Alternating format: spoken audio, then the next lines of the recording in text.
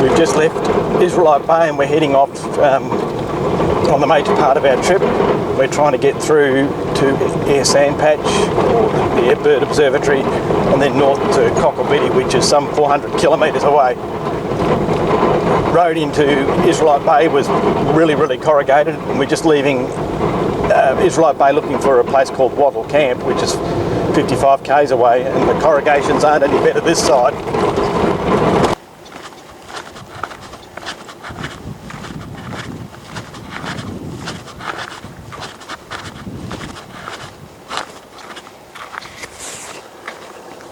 We're on the route of the original telegraph line that went from Bremer Bay through Esperance Bay, Israelite Bay, and then out to Air Sandpatch. And this is one of the original telegraph poles. It's made out of wood. The second section, which was put in much later on, had steel poles. And there's even a insulator bracket here, which looks like it's stuck in 3 holes up the top there on the piece of wood.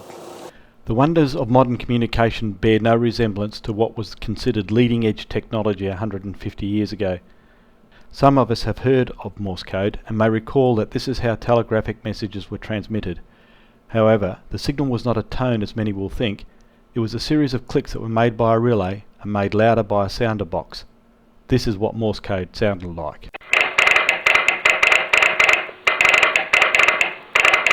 The joint tipping stick.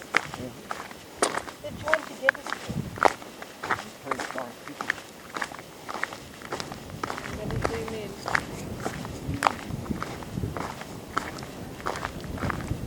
We've come across this lake and we can see that behind me are 2 other telegraph poles, and this one, which makes the 3rd in a line. This one's still secured with bits of wire to the ground and a post to secure it so it doesn't fall over. We've come down to the beach just from the track we're on where the telegraph line was, and it's a squeaky sand. Stephen's going to give you a demonstration.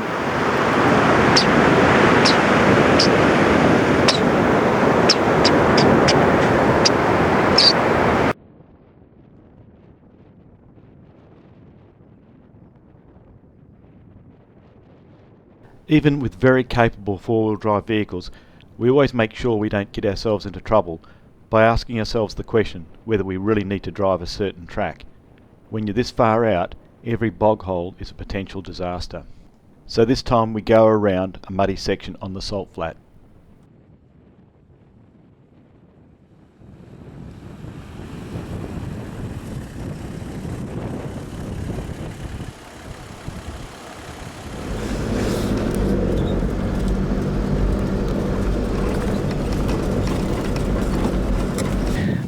This looks like it's the last section of the telegraph line with the poles that are still in sequence down the track.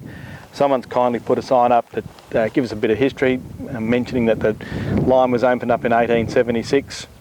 Well, this part of the line was opened up in 1876, and it's good to see these poles still standing. And even with a bit of the old wire. Here we are in the middle of the telegraph line, and I'm standing next to a replacement pole, and the wireless scarp's on my left-hand side, and we're heading to Point Culver, which is probably another 20 k's in front of us. And behind us you've got the scenery, and the poles would have extended all the way down this clear plain, about every 100 yards apart.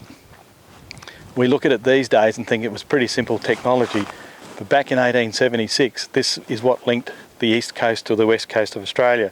And you've got to really admire the people who put this stuff in, because we worked out that they would have carted something in the order of 70,000 poles to put up every 100 yards.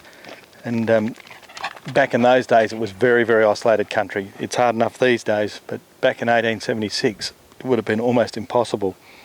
Got to really take your hat off to the old blokes. Shortly after leaving the Samphire Flats with a long line of telegraph poles, we drive into an area of regrowth after devastating fires a few years ago. It is often hard to comprehend how quickly this country of ours changes.